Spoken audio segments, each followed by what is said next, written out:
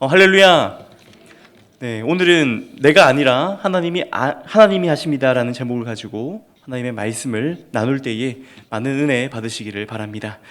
우리는 성경 인물들의 그 삶을 바라보면서 하나님이 어떤 분이신지를 우리는 간접적으로 알 수가 있습니다. 구약의 여러 성경 인물들의 삶을 통하여서 하나님의 속성과 하나님의 성품을 우리는 알죠. 구약의 인물들의 특별히 야곱이 있습니다. 야곱이 만난 하나님, 야곱에게 나타나신 하나님은 어떤 하나님이셨습니까? 야곱에게 나타나신 하나님은 은혜의 하나님이셨습니다. 야곱이 공경에 처한 그 순간 하나님은 야곱을 만나 주셨습니다. 정말 하나님의 사랑과 은혜를 받을 자격이 야곱에게는 도무지 없었습니다. 그러나 하나님께서 은혜로 먼저 찾아가 주셔서 야곱의 삶을 바꾸시고 또 야곱에게 그 모든 은혜와 축복을 허락하셨습니다. 욥이 또 있습니다. 욥이 만난 하나님은 어떤 하나님이셨습니까? 욥은 의인이었지만 자기 의에 사로잡혀 있었던 사람이었습니다. 그래서 자기가 겪은 그 말도 안 되는 일에 하나님이 하시는 그 일에 의문을 제기했습니다. 그러한 욥에게 하나님은 또한 나타나시고 찾아가셔서 하나님의 크신 일들을, 그 권능들을 보여주셨습니다. 그리고 욥으로 하여금 깨닫게 하십니다. 그리고 욥을 회복시켜 주셨습니다. 욥이 만난 하나님은 어떤 하나님입니까? 바로 하나님은 절대 주권을 가지고 계시고 모든 것을 당신의 뜻대로 이루어 가시는 하나님을 욥은 만났습니다. 또 성경 인물 중에 모세가 있습니다. 모세는 어떤 하나님을 만났습니까? 모세는 자기 힘으로 무언가를 해보려 하였습니다. 그러나 그 계획은 산산이 부서지고 모세는 40년 동안 광야에서 아무것도 아닌 것처럼 살았습니다. 그리고 깨어지고 낮아지고 깎여졌죠. 그러한 때에 모세는 스스로 계신 자존하시는 하나님을 만났습니다. 모든 것을 당신의 뜻대로 행하시는 그 하나님을 만났죠. 하나님께서 끝까지 이스라엘 백성을 돌아보시고 그들과의 언약을 기억하시고 그들의 역사 가운데 개입하시는 그러한 하나님을 모세는 만났습니다. 우리가 성경 인물들을 보면 알 수 있듯이 하나님을 만난 사람들은 반드시 변화되었습니다. 우리가 변화되지 않는 이유는요, 우리가 하나님을 제대로 알지 못하거나 우리가 하나님을 만나지 못해서일 수 있습니다. 우리가 하나님을 만난 사람들의 이야기를 성경을 통해서 살펴보기를 원합니다. 오늘 특별히 이 엘리야를 만나보겠습니다. 우리는 오늘 이 엘리야를 통하여서 엘리야가 만난 하나님이 어떤 분이신지를 보기를 원합니다. 엘리야는 도대체 어떤 하나님을 만났을까요? 엘리야는 어떠한 사람이었고 엘리야가 그 하나님을 만난 후에 어떠한 존재로 변화되었는지 살펴볼 때에 우리가 큰 은혜를 경험하시기를 축복합니다. 먼저 오늘 본문을 이해하기 위해서는 이 배경을 먼저 알아야 합니다. 엘리야가 살았던 시대는 어느 시대입니까? 바로 북왕국 이스라엘에서 가장 악한 왕 아합 왕이 있었던 시대였습니다. 아합은 시돈의 공주 이세벨을 아내로 맞아들였는데요. 이 시돈 지역은 바알 숭배의 근원지와 같은 곳이었습니다. 바알 숭배가 가장 극심하게 일어나는 곳이었죠. 바알 숭배가 이곳으로부터 시작해서 다른 지역으로 퍼져나가게 되는 바알 숭배의 원산지와도 같았습니다. 이세벨은 이 이스라엘의 왕비로 시집 오면서 그가 섬기는 바알 우상을 가지고 왔습니다. 그리고 바알 선지자 450명, 아세라 선지자 400명을 궁중에서 월급을 주며 키워냈습니다. 이것은 마치 이스라엘의 공식적인 종교가 바알을 섬기는 것 마냥 그렇게 바알을 숭배한 것입니다. 여호와만을 섬겨야 했던 이스라엘이 지금 어떻게 된 것입니까? 왕국에서부터 바알 숭배가 본격적으로 시행되고 있습니다. 그러니 영적인 관점에서 볼 때 이보다 더한 암흑기는 이스라엘에게 없었습니다. 바로 이 시대에, 바로 그 시대가 엘리야가 살았던 시대였습니다. 그렇게 영적으로 어두우니까 하나님께서도 가만히 보고 계시지만 않습니다. 하나님께서 엘리야의 기도를 통하여 3년 6개월 동안이나 비를 허락하시지 않으셨습니다. 이는 깨닫고 하나님께로 돌아오라는 하나님의 메시지이자 하나님의 심판이었습니다. 그러나 북이스라엘과 그리고 아합과 이세벨은 하나님께 돌이키지 않았습니다. 그러한 그때에 이스라엘의 민심이 얼마나 흉흉해졌을까요? 더불어 아합과 이세벨의 탄압은 더욱더 굳세어져 갑니다. 그리고 선지자들을 박해해서 그 하나님을 섬긴다고 하는 선지자들은 이제 대부분 사라졌습니다. 그때 아합이 엘리야에게 충격적인 제안을 하나 합니다. 그것은 무엇입니까? 바로 갈멜산 위에서 우리가 만나서 바알과 그리고 여호와 하나님 어느 쪽이 참신인지 대결해 보자라는 것이었습니다. 그리고 이것이 여러분들이 잘 아는 그 엘리야의 갈멜살 대결입니다. 이 대결의 결과 어떻게 되었습니까? 하나님께서는 하늘에서 불을 내려 엘리야의 기도에 응답하셨습니다. 그리고 엘리야는 바알과 아세라 선지자 모두를 죽이게 됩니다. 그 다음에 엘리야가 무릎 꿇어 기도하니까 또한 어떻게 됐습니까? 3년 6개월 동안 그 비가 오지 않던 그 지역에 장대와 같은 그 비가 쏟아졌습니다. 오늘 이 이야기는 이런 엄청난 사건이 있고 난 바로 직후의 이야기입니다. 오늘 본문 1절에 보니 이제 아합이 왕궁으로 돌아갑니다. 그리고 자기 아내 이세벨에게 그간 일어난 그 모든 일들을 고하는 장면입니다. 그런데 이 모습이 참 이상하지 않습니까? 참 이해가 되지 않습니다. 왜 그렇습니까? 만약에 이 모든 역사들을 우리가 눈으로 보고 귀로 듣는다면 그 어느 누구나 이전에는 내가 몰랐지만 여호와 하나님이 정말로 참신이구나라는 것을 깨달아야 했습니다. 그분만이 살아계신 하나님이구나라는 것을 그들은 알아야 했습니다. 하늘에서 불을 내려 응답하시고 3년 6개월 동안 비가 오지 않았지만 기도 한 번으로 인하여 비가 쏟아졌습니다. 그런데 아합과 이세벨의 모습은 어떻습니까? 오히려 도끼가 잔뜩 올라서 내가 너를 반드시 죽이겠다. 내일 이맘때에는 너의 생명을 죽은 선지자 중에 하나같이 할 것이다 라고 지금 복수를 다짐하고 있습니다. 이 모습이 참 이상합니다. 그런데 이것은요, 이상한 일이 아닙니다. 믿음은 하나님의 살아계신 증거를 들이댄다라고 해서 생기는 것이 아닙니다. 하나님을 믿는 믿음, 하나님을 아는 지식은요, 지적이고 논리적이고 어떤 객관적인 사실을 가져다 주면은 그 믿음이 생기는 것이 아니더라는 겁니다. 이것은 영적인 일이라서 성령께서 역사하시지 않으면 아무리 믿으려고 해봐야 믿어지지 않습니다. 사람들은 전적으로 타락했기 때문에 하나님을 향하여 그 마음이 닫혀있고 눈이 닫혀있고 귀가 닫혀있기 때문입니다. 그렇기 때문에 그 어떤 증거를 보여주어도 믿지 않습니다. 믿지 않을 수 있습니다. 아까 이세벨 역시 그러했던 겁니다. 하나님의 역사하심을 들은 이세벨의 마음에는 하나님을 향한 경외심보다 오히려 그 마음에는 엘리야를 향한 분노와 도끼가 가득 일어났습니다. 그리고 이 소식을 들은 엘리야는 큰 충격에 빠집니다. 불과 얼마 전까지만 하더라도 여호와 하나님을 믿는 참 신앙이 승리하였고 그로 인하여 기뻐하였습니다. 이제는 북이스라엘이 회복될 것이라고 그는 소망했을지 모릅니다.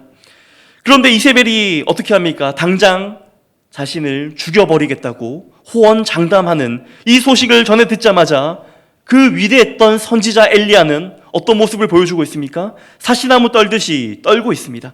완전히 겁에 질렸습니다. 그리고 곧바로 도망을 칩니다. 하나님을 의지한 것이 아니라 그가 살기 위하여 주행랑을 친 것입니다.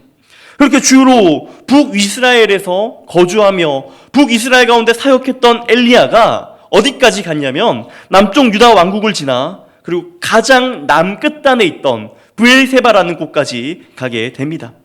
엘리야는 그리고 이미 멀리 갔습니다. 그러나 마음이 놓이지 않았는지 그 브엘세바에서 하룻길을 더 가서 광야 안에 꼭꼭 숨게 됩니다. 그리고 지칠 대로 지친 엘리야가 로뎀나무 아래서 오늘 탄식하고 있는 장면이 나옵니다. 그 탄식의 내용이 오늘 본문 4절입니다. 우리 한번 같이 읽겠습니다. 시작. 자기 자신은 한 로뎀나무 아래에 앉아서 자기가 죽기를 원하여 이르되 여호와여 넉넉하오니 지금 내 생명을 거두시옵소서. 나는 내 조상들보다 낫지 못하니이다 하고, 지금 엘리야는 완전히 무슨 상태입니까? 탈진한 상태입니다. 그리고 이렇게 고백하고 있습니다. 하나님, 이제 다 끝났습니다. 이제 충분합니다. 죽고 싶습니다. 더 이상 하나님의 일을 할 수 있는 힘이 나에게는 남아있지 않습니다. 그리고 나는 내 조상들보다 낫지 못합니다. 이때 하나님께서 어떻게 반응하고 계십니까? 5절 말씀입니다. 5절 말씀 같이 읽겠습니다. 시작. 로덴나무 아래에 누워 자더니 천사가 그를 어루만지며 그에게 이르되 일어나서 먹으라 하는지라. 하나님께서는 지금 낙심해 있는, 완전히 탈진해 있는 그 엘리야를 어루만지고 계십니다. 우리는 이런 모습 속에서 하나님의 속성과 하나님의 성품을 찾아볼 수 있습니다. 그것이 무엇입니까? 원래 우리가 잘 아는 하나님의 속성은 어떤 하나님입니까? 구약 성경에서 그 이름에서 잘 나타나듯이 엘로힘, 엘샤다이, 크고 전능하신 하나님, 이 세상 모든 만물을 주관하시고 통치하시는 강하고 두려우신 분이라고 우리는 하나님에 대해서 그런 이미지를 가지고 있었을지 모르지만, 그러나 오늘 본문을 보니까 하나님은 우리의 작은 필요까지도, 우리들의 마음의 작은 그 상처까지도 헤아리시고 돌보시고 어루만지시는 자상한 아버지의 모습을 하고 계시더라는 겁니다. 사랑하는 성도 여러분, 여러분은 그런 하나님을 경험해 보셨습니까? 차마 기도할 힘조차 없을 때, 입을 열어 기도해야 하는데 입을 열 힘조차 없을 때, 기도할 의지조차 꺾여서 기도조차 할 수 없을 때, 그래서 마음속으로 탄식하며 울고 있는 그때에 하나님은 그러한 작은 신음과 탄식까지도 들으신다는 겁니다. 보통의 사람 같으면은 그 탈진에 있는 엘리야를 보면서 야단쳤을지 모르겠습니다. 그렇게 기고만장하더니 마치 네가 모든 일을 할 수 있는 것처럼 그렇게 굴더니 다 끝났구나. 고작 그런 일 가지고 이렇게 풀이 죽었구나. 네가 참 잘난 줄 알고 너의 힘으로 다 할 수 있는 것처럼 하더니 참 꼴 좋다. 혹시 이렇게 말하면 좀 너무해 보입니까? 그런데 이렇게 말할 수 있는 근거가 있습니다. 오늘 본문 4절에 보니 엘리야가 무엇이라 고백합니까? 나는 내 조상보다 낫지 못합니다 라고 고백하고 있습니다. 이 고백이 무엇입니까? 엘리야는 지금까지가 자기가 그 조상들보다 더 낫다고 생각한 겁니다. 엘리야가 그 경험한 그 능력이 너무나 컸기 때문에 엘리야는 자기가 이스라엘 역사 중에 가장 뛰어난 하나님이 종이 아니냐 스스로 그렇게 생각했던 것 같습니다. 여기서 조상이라고 말할 때 이 조상들은 누가 있습니까? 아마도 상상하기로는 우리가 뛰어나다고 하는 선지자들, 모세나 여호수아나 사무엘이나 혹은 다윗과 같은 그런 인물들이 있을지 모르겠습니다. 이전에는 그 위대한 하나님의 사람들을 볼 때 엘리야 자신이 어쩌면 그 조상들보다 내가 조금도 못하지 않다라고 생각했을지 모릅니다. 어쩌면 조금 더 그 사람들보다, 그 조상들보다 내가 더 낫다라고 마음속 깊이 생각했을 수도 있습니다. 그런데 이제 어떻습니까? 그 마음이 완전히 꺾여버렸습니다. 완전히 낙심하게 되더니 곧장 그 입에서 튀어나오는 고백이 무엇입니까? 나는 내 조상들보다 조금도 낫지 못합니다라고 지금 말하고 있는 겁니다. 그런데 하나님은 이것을 책망하지 않으십니다. 하나님은 우선 어떻게 하십니까? 엘리야를 먹이시고 재우십니다. 엘리야에게 방금 구워낸 따끈따끈한 떡과 물을 천사를 통해 가져다 주시죠. 그럼 엘리야는 그 떡을 먹고 물을 마시고 잠이 듭니다. 그러면 또 천사가 와서 깨웁니다. 그러면 다시 그 따끈따끈한 떡과 물을 주며 먹고 마시라 합니다. 그렇게 먹고 마시고 잠들기를 반복합니다. 계속해서 반복합니다. 이렇게 하나님께서는 엘리야의 그 원기를, 그 체력을 지금 회복해 하고 계신 것입니다. 지금 엘리야는 완전히 탈진한 상태였습니다. 영적인 침체 가운데 있었습니다. 이러한 엘리야의 모습 여러분은 이해가 되십니까? 어느 정도 공감이 되십니까? 우리 인간은 강한 것처럼 보이지만 굉장히 연약한 질그릇에 불과합니다. 우리는 크고 위대한 일을 감당해낼 만한 자질이 우리에게는 없습니다. 엘리야가 지금까지 경험한 그 놀라운 일들은 사실 인간의 한계를 훨씬 뛰어넘는 그런 일들이었습니다. 엘리야 자신도 다 이해할 수 없고 다 감당할 수 없는 그런 엄청난 일들을 엘리야는 경험한 것입니다. 다른 성경에 하늘에서 갑자기 불이 떨어져서 그 모든 사람들을 놀래게 한 사건이 있었습니까? 수백 명의 이교도 선지자들을 죽인 사건이 있었습니까? 3년 6개월 동안 완전히 메말랐지만 기도를 통하여 다시 비가 오게 한 사건이 있었습니까? 어떻게 보면 이렇게 보통 사람이라면 한 번도 경험하기 힘든 일들을 여러 번 경험하게 됩니다. 그리고 난 후에 엘리야는 이제 원래 그 모습으로 돌아온 것이죠. 자기가 경험했던 것이 실상은 엘리야 그 자신의 모습이 아니었다라는 겁니다. 그저 그건 하나님의 특별한 은혜였지 엘리야가 감당할 수 있는 그런 일들이 아니었습니다. 그래서 그런 엄청난 일을 경험하고 난 후에 탈진할 수밖에 없었던 것이죠. 저 역시도 이런 경험들을 가끔씩은 합니다. 청소년 아이들을 데리고 수련회를 하게 되면은 제가 말은 안 하지만 너무나 힘이 듭니다. 이번에도 수련을 마치고 일주일 넘게 제가 지독한 감기 몸살에 걸려서 참 많이 힘들었었습니다. 수련회를 준비하고 인도하는 동안에 어떤 말씀을 전해서 이 아이들을 감화시킬까? 어떤 말씀을 전해가지고 이 아이들에게 은혜를 전달될까 하는 그것은 사실 저에게 엄청난 큰 스트레스입니다. 사실 아이들이 은혜 받도록 하는 일은 제가 할 수 없는 일입니다. 그걸 잘 알고 있습니다. 그러나 수련회와 같은 큰 일을 이제 하게 되면은 제 스스로 저도 모르게 영적으로 긴장하게 됩니다. 그리고 하나님을 간절히 찾게 되고 하나님의 능력으로 그 일들을 감당하게 됩니다. 그렇게 하나님의 은혜로서, 하나님의 능력으로서 그 일들을, 그 사역들을 잘 감당하고 일상으로 돌아오면 어떻습니까? 허탈합니다. 그리고 힘이 빠지는 것을 느껴질 수 있습니다. 흥분과 감동의 물결이 지나고 조금씩 제 모습으로 돌아옵니다. 그럴 땐 정말로 영적으로 탈진되는 것을 경험하게 됩니다. 오늘 본문의 엘리야 역시 그러했던 것 같습니다. 영적인 탈진과 동시에 그가 육체적인 피곤까지 겹쳐왔습니다. 지금 엘리야는 북쪽 이스라엘에서부터 그 이스라엘의 최남단인 브엘세바까지 내려오는 동안 얼마나 지치고 힘들고 피곤했겠습니까?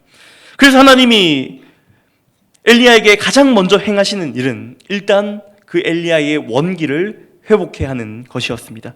먹이시고 재우는 것이었습니다. 이것이 지금 당장의 엘리야에게 가장 필요한 것이었기 때문이죠.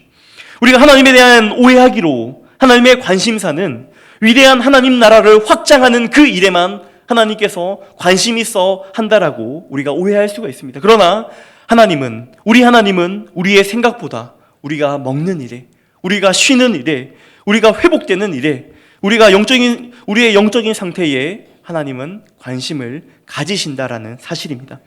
얼마나 자상하신 하나님입니까? 하나님의 손길 안에 엘리야는 어떻게 됩니까? 그 원기를 다 회복합니다.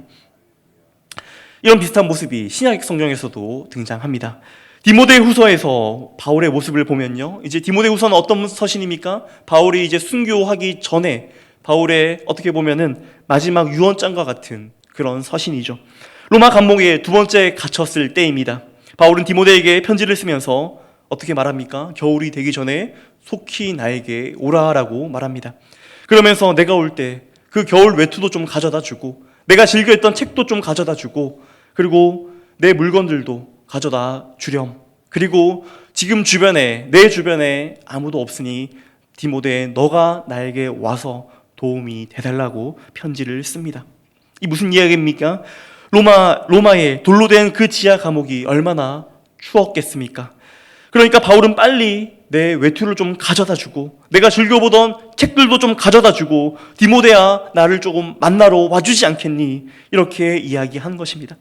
위대한 이방인의 사도였던 바울조차도 인간이었던 것입니다. 바울도 자기 옷이 그립고 자기 책이 그립고 무엇보다 사람의 따뜻한 온기가 그리웠던 겁니다. 이것이 바로 우리 인간의 모습입니다. 우리는 깨어지기 쉬운 질그릇 같은 존재입니다. 그렇게 깨어지기 쉬운 우리에게 하나님께서는 때로는 자상한 아버지의 모습으로 우리에게 찾아오십니다. 우리의 배고픔도 아시고 우리의 육체적인 힘듦과 피곤함도 아시고 우리의 마음에 깊숙이 있던 그 마음의 상처까지도 다 알고 계십니다. 이것을 경험한 엘리야는 회복되어 하나님이 보내시는 호렙산으로 가게 됩니다. 그런데 왜 하나님께서 엘리야를 호렙산으로 인도하셨을까요?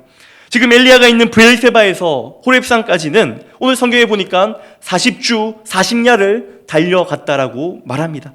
40일 동안 꼬박 걸어갔다라는 겁니다. 그럼에도 하나님께서 엘리야에게 그곳으로 인도하시는 데에는 특별한 이유가 있었던 것으로 보입니다. 여러분, 호렙산이 어떤 산입니까? 우리가 잘 아는 신의 산이죠. 하나님께서 모세를 만나 모세와 모세를 통하여 이스라엘 백성과 언약을 체결한 장소였습니다. 그런데 오늘 성경을 보면은 하나님께서 마치 모세가 하나님을 만난 경험을 엘리야가 다시 하는 것 같습니다.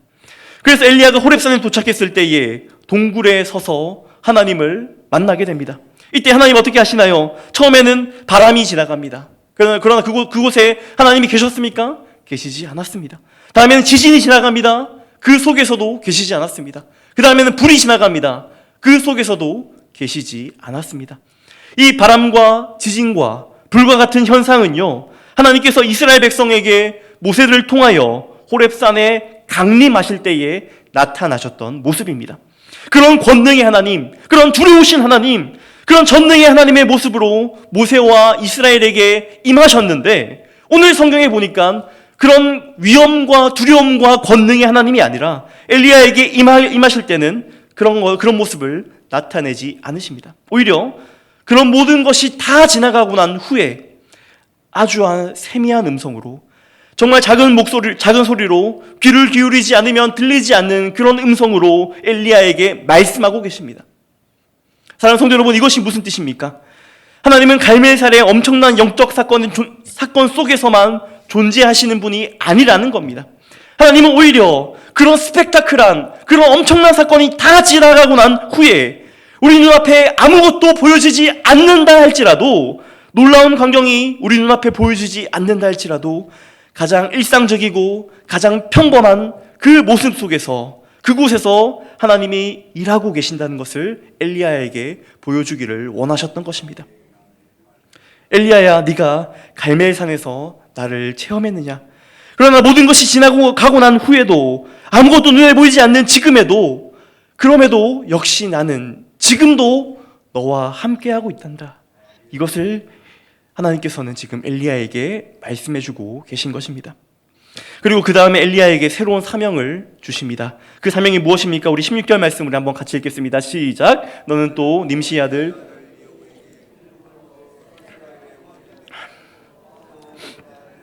사밧의 아들 엘리사에게 기름을 부어 너를 대신하여 선지자가 되게 하라. 하나님께서 지금 엘리야에게 이렇게 말씀하시는 그 깊은 속뜻을 여러분들은 아시겠습니까? 크고 광대한 일 중에 네가 맡은 역할은 이제 거기까지란다. 너는 내가 쓰는 여러 일꾼 중에 한 사람에 불과해. 이제는 나의 일들을 너가 아니라 다른 사람에게 맡기고자 한단다. 이것을 지금 가르쳐주고 계신 것입니다. 그리고 마지막으로 하신 말씀이 무엇입니까? 18절 말씀입니다. 우리 한번 같이 읽겠습니다. 시작. 그러나 내가 이스라엘 가운데서 7,000명을 남기니 무릎 꿇지 아니하고 다 바알에게 입맞추지 아니한 자니라.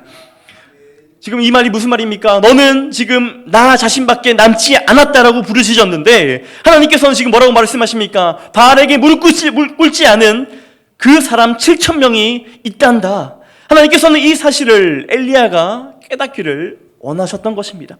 그것이 무엇입니까? 그 모든 일들이 엘리야 자신이 일하고 있었던 것이 아니라는 겁니다. 결국은 이 엘리야가 내가 아니라 하나님이 일하는 것을 알기를 원하셨던 것이죠. 엘리야의 문제는 무엇입니까? 엘리야는 지금 자기 의에 빠져 있었습니다. 자기가 이 모든 일을 혼자 해야 한다라고 엘리야는 생각하고 있었습니다. 하나님, 이 북이스라엘에 나 혼자 남았습니다. 다른 선지자들은 다 죽고 도망가고 혹은 변절되었습니다. 이제 하나님을 위해서 일할 사람은 나밖에 안 남았습니다.